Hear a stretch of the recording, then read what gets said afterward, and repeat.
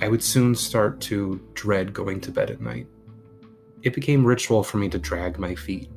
Taking showers in the evenings even became frightening. It would feel like someone was standing in front of the door watching me. The whole time I would periodically peek out from the curtain to check, and no one was ever there. The next layer of activity that was added in was something I don't think we were really prepared for. That's when the voices began. At night, I didn't really hear them much in the early years of living in the home, but my mother could. My mother and stepfather's room, it was at the opposite end of the hall from me, and it was closest to the living room and kitchen entry. So she would lay awake at night and she could hear people speak back and forth in the kitchen. It was always just out of range, oddly enough. You couldn't really make out words, just, the back and forth exchanges. By this point, the house was pretty much in full swing. We had footsteps, missing items, and voices nightly, and occasionally during the day. Things in the house didn't really feel malicious at any point to me. It just freaked me out.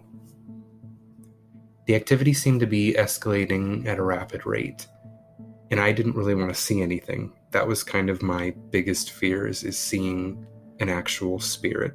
Hearing noises is one thing, but a figure is a whole different ballgame for me. There were only a few occasions of seeing a full-body apparition while we lived in this home. Twice by myself and once by my mother. This isn't really surprising to me. I feel that her and I are probably the two most open sensitives in our family. I sometimes suspect my stepfather could be too, but he keeps himself fairly closed off, being the skeptic that he is. The first time any spirit showed itself was to my mother. She and my stepfather had been sound asleep one night when my mom was awoken by the feeling of someone standing by the bed. When she opened her eyes, there at the foot of the bed was a man, staring right at her. This man was so real that my mother for a moment thought there was an intruder. She could make out that he was wearing a button-up shirt, a blue one. He had dark hair that was combed very neatly, and he wore nice khaki-ish type pants. She closed her eyes tight, and she turned to my stepfather, and shook him awake. And she told him that there was a man at the end of the bed. Him being ex-military, and at the time he was an active duty cop, he sprung into action pretty quickly and grabbed his gun. When they flipped on the lights, though, there was no one there. He thought my mother must have been dreaming, but she knew she'd been wide awake. One day, while sharing her story with a friend at work, she would end up finding some validation to her story. The friend had asked her what the man looked like. My mother described him to her, and to my mother's surprise, her friend knew who the man was. Shelby's a small town and everybody knows everybody. So as it turned out, my mother's work friend, she had known the owners of the house when she was a child. She used to ride bikes with the children, and the man that my mom had described was the father of those children to a T.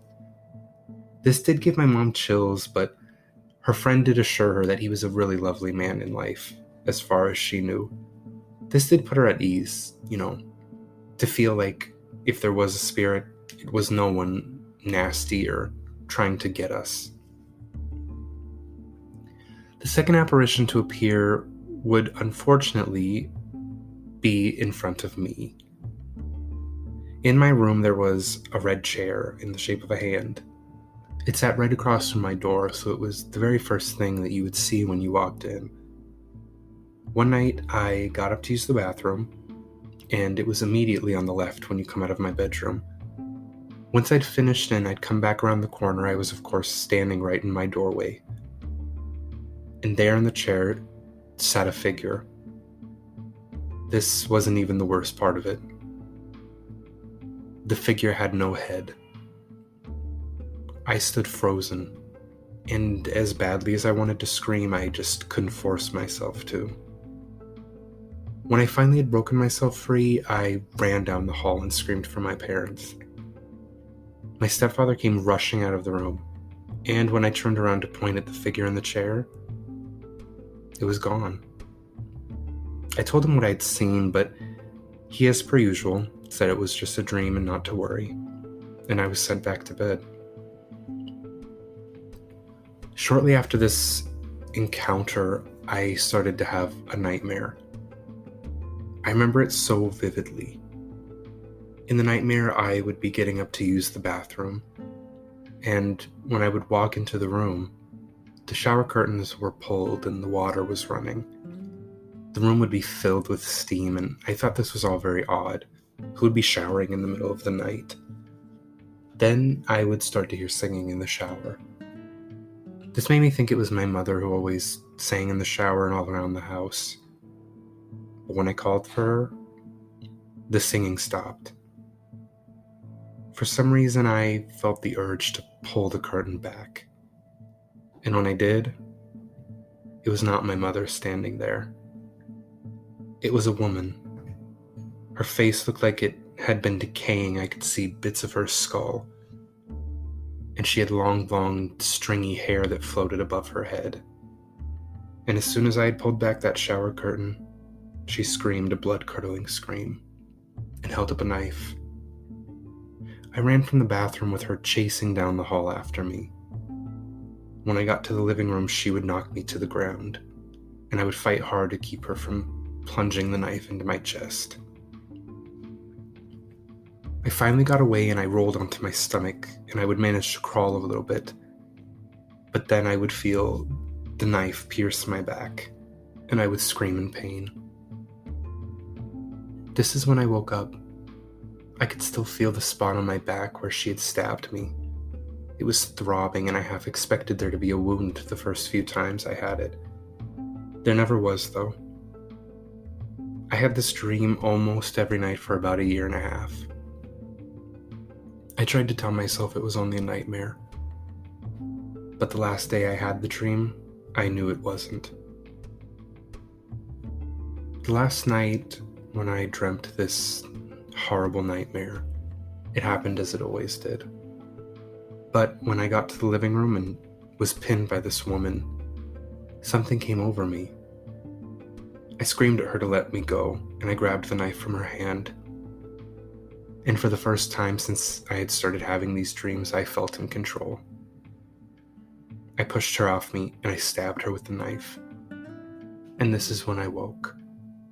There was no pain, no fear, and I never had the dream again. I think she knew she had no power over me anymore. I had stood up to her and I had won. After a few years, my mother and father decided to add a bedroom to the house, or an official bedroom, I should say. They put up a wall to separate the dining room from what we called the man cave at the time, and this would become their new room. I got to inherit their old room, which had a much bigger window and just felt overall much more inviting. I loved this room and I never felt uncomfortable in it. I was pretty glad to be free of the laundry room. I remember, however, that the voices were much more audible to me, since I was now the one close to the kitchen and living room. I, like my mother, could never make out the words, just the cadence of conversation between a man and a woman. I'll be back right after this. Then, as if things weren't bad enough, my parents decided to rip up the carpet. When they'd made the decision, we were all on board at first. There were supposedly really lovely hardwood floors underneath the carpeting. I remember when we first decided to pull them up, they wanted to cut a small section to see the condition of the floors underneath. Remembering that there was a section that was supposed to leak oil every few months, we decided to cut up the area where the owners indicated that took place. We'd been in the home way more than 1 year at this point, so it seemed weird that we had never had the issue with the oil. When they cut up the carpet, they were expecting to find padding soaked in oil or at least a stain on the hardwood. But what we saw when we ripped it up, we just couldn't believe it. There was nothing. My parents thought maybe there was a mistake about where the oil had been in the living room, but when we pulled up the rest of the carpeting in the hallway and in the living room, the floors were immaculate. This weirded out even my stepfather.